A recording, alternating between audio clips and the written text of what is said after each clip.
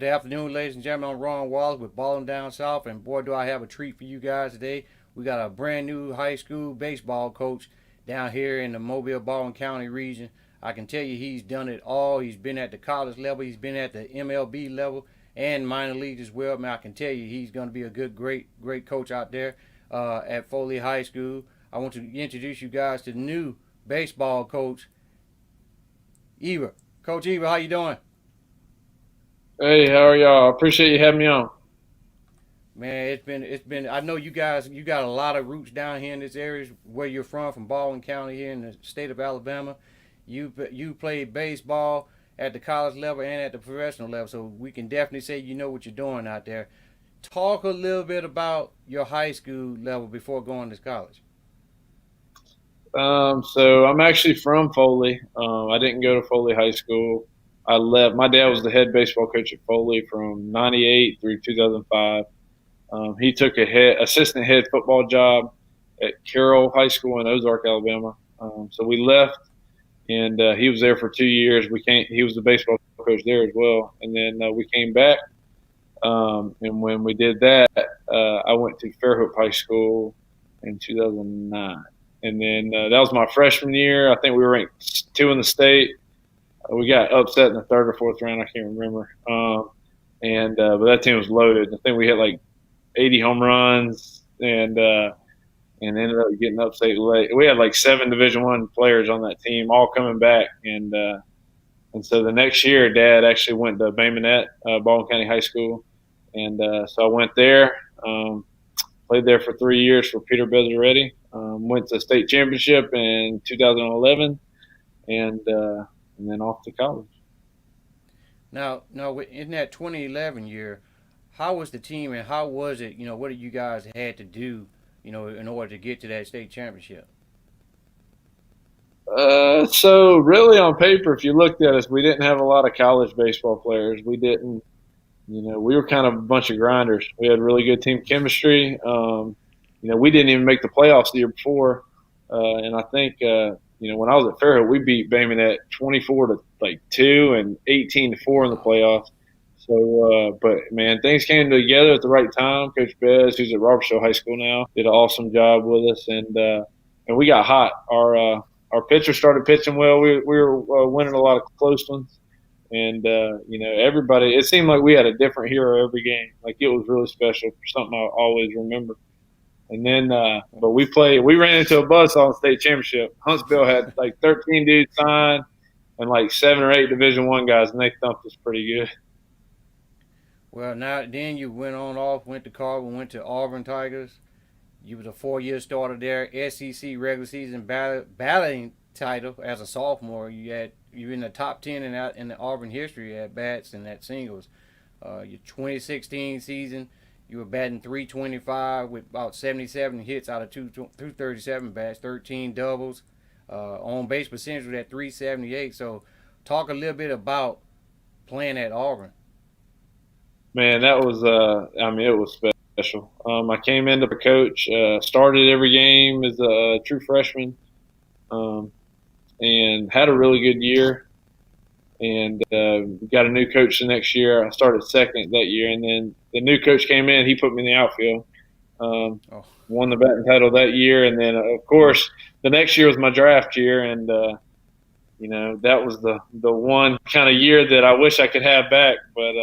And then my senior year, Butch Thompson, who's at Auburn now, he came in and I was lucky to play for 3 different coaches. It was a blessing and a curse. I think I'm one of 3 people in Auburn history to ever have to play for 3 coaches. Wow. It's tough playing for new coaches, but I learned more because obviously I got to learn different coaching styles. I had like 4 different hitting coaches. 2 had over 10 years in the big leagues. So it was awesome, man. Like it was something like I enjoyed it while I was there, and man, like just watching some of these memories, man. I mean, it brings me back. But it was pretty cool. The Auburn family is real. I really gave Alabama a shot too, and then I had LSU, South Carolina, like all these schools. But I wanted to stay in state. I've always been proud of where I'm from, and I knew I was going to reside in the in the state, so I wanted to either pick Alabama or Auburn. Now, also that your 2016 year, you had 31 RBIs and 2 home runs. You was a three-time member of the SEC Honor Roll and two-time winner of the SEC Community Service Award. Talk about those two awards, the academic side and then doing stuff within the community. Yeah, honestly, I mean, my mom's always stressed, pretty much made me be a really good student. Um, but I think that the community service award was the one that I was the most proud of. Oh, sorry, I got somebody walking in. That's probably the one I was most proud of, just because you know I really tried to invest in the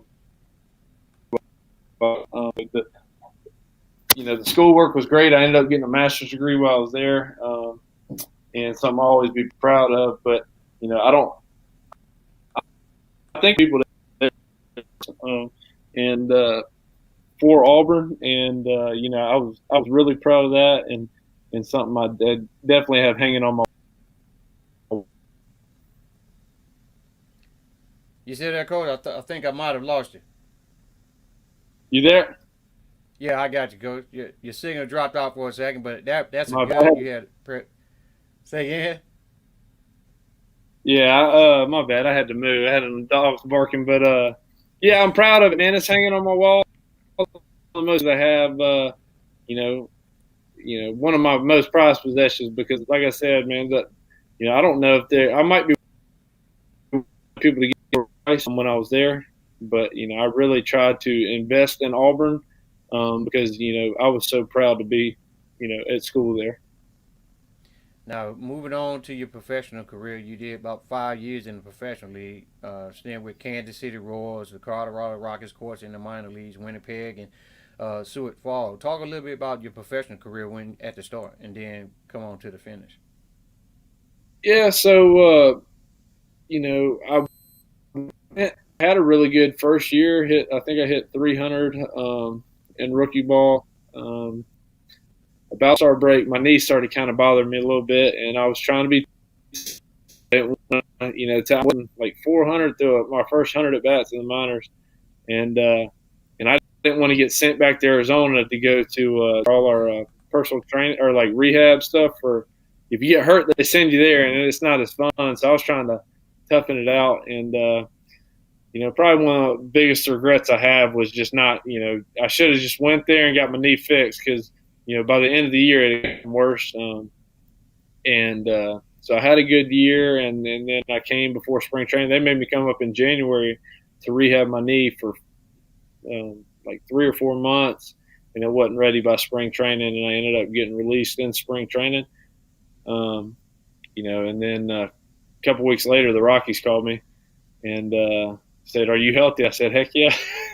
And that's really the only option I had. So it didn't take them long to realize I couldn't run to first base.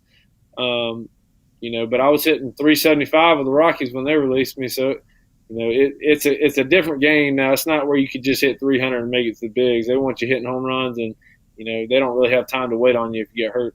But yeah, after that I went. I played a year and a half in Canada, Winnipeg, Canada, in independent baseball, which at the time, man, I didn't know much about independent baseball, but it ended up, man, there's a couple leagues that is the real deal. Like we had 2 or 3 big leaguers. We had, most of the guys on our team, pretty much if you started on that team, you played AAA, AA or AAA or the big leagues. And I remember calling my dad and just saying, man, I got to grow up quick because these cats can play. But I played there for a year and a half, and then I went over to Sioux Falls, South Dakota. Got traded there, and then and then I was actually going back there this year when I got a phone, or the whole Foley thing went through. But I had to call my manager and tell him I got a coaching job and I can't come back this year. Well, I mean, you had some ups and downs throughout your baseball career, but let's see how you gonna start on the coaching side with all that tutelage and all that knowledge that you have from the baseball experience yourself personally. What's your first goal to start off coaching there at Foley? I've always been, people would always ask me, what's your goal for the season? I always say, I just want to, I want to play a full healthy season. Coaching wise, my goal for the season is for these kids to, I want to have more kids come out. I want to have more kids come out, and I want, to get some more excitement around Foley. I think if we do that, I know if we can get them on the field, when I bring a coaching staff in, we're going to be able to teach them how to play the game. But I want to get more excitement around kids wanting to come out and play, enjoying the game. And I'm not really worried about the wins or losses right now. I think if we do what we're supposed to do, I think they'll come. But like I said, I want to make the most enjoyable baseball experience at Foley. And I want these kids to be proud that they got the opportunity to play baseball at Foley High School. Well, you guys just got a new boys varsity basketball coach over there with Coach G, man. So you guys are definitely on the up and up athletics over there at Foley. Have you had an opportunity to do any Zoom meetings with any of the players that you know are coming back from last year's roster that weren't seniors? No, I haven't done any Zoom meetings. I know most of these kids. I've helped out before. Uh, so I know most of them. I've sent out some texts and made some calls. And right now I think I'm just trying to get everybody kind of on the same page with all this Corona stuff, man. It seems like everything is in different directions, man. And I didn't realize how much work, man. I've been working on the field, trying to get it in good shape, and I've been running around. I'm coaching football too, so we're installing Coach Scott over there as the new head football and athletic director. And so we're installing a new offense right now. We're running around. I got my head going in 1,000 different directions. Well, that's good, Coach. I mean, we definitely congratulate you on the new job over there at Foley, man. We know you guys gonna do a pretty good job. Can't wait to see come out to some of you guys' games whenever you guys are able to get cleared to start training and to get the season off the floor. But thank you for coming on the network. Well, I appreciate you having me. You just let me know if you want to come down there, man. We'll get you all set up. All right, will do, Coach. This is the Foley new baseball coach, Jordan Ebert. Thanks for coming on, Coach. All right. Thank